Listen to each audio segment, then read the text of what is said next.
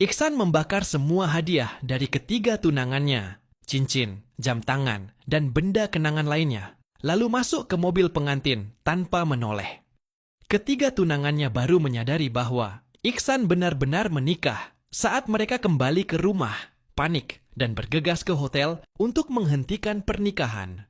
Mereka tidak tahu bahwa ini adalah akibat dari pengkhianatan mereka. 2 minggu sebelumnya, Iksan menunggu di kantor catatan sipil. Tetapi ketiga tunangannya tidak muncul karena Mike, pria lain, sedang demam. Mike bahkan menyombongkan diri bahwa ia bisa membuat mereka mengabaikan Iksan. Hati Iksan hancur. Ia membuang bunga yang dibawanya dan pergi. Di luar, seorang wanita kaya menghentikannya dan menawarkan pernikahan secepatnya. Iksan menyetujui, mendaftarkan pernikahan, dan merencanakan upacara dalam 2 minggu. Ketika ketiga tunangannya akhirnya datang ke kantor catatan sipil, mereka mengatakan pernikahan ditunda hingga tahun depan. Iksan hanya mencibir dan menunjukkan sertifikat pernikahannya. Saudari ketiga, salah satu tunangannya, merobek sertifikat itu, mengira Iksan bercanda. Mereka merasa berhak atas Iksan karena ia diadopsi oleh ayah mereka. Dan mereka pernah berjanji untuk menikahinya. Mereka pernah memberikan Iksan cincin, mobil, dan jam tangan sebagai tanda kasih. Tetapi sikap mereka berubah ketika Mike muncul.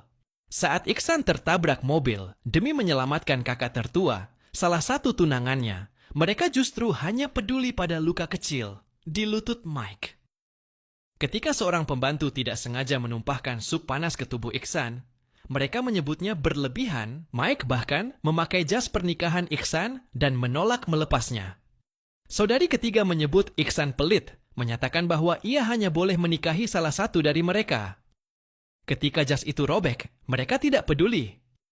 Di sebuah acara lelang, Iksan berusaha membeli liontin giok, kenangan berharga dari orang tuanya.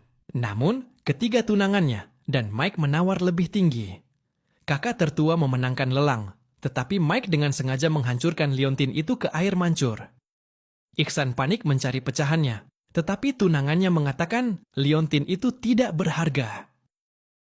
Hati Iksan remuk.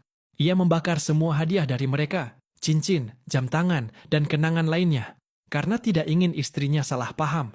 Mereka tidak percaya Iksan benar-benar menikah dan menertawakannya.